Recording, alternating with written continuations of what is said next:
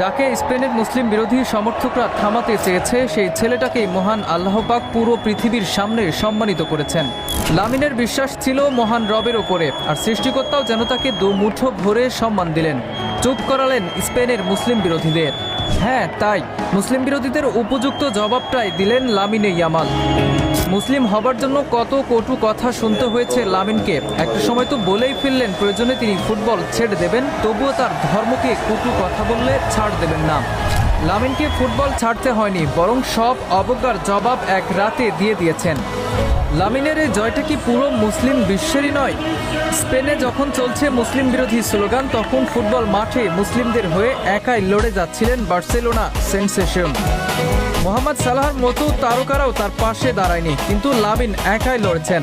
মূল ঘটনার সূত্রপাত সর্বশেষ ফিফা উইন্ডোতে বিশ্ব বনাম স্পেনের ম্যাচে।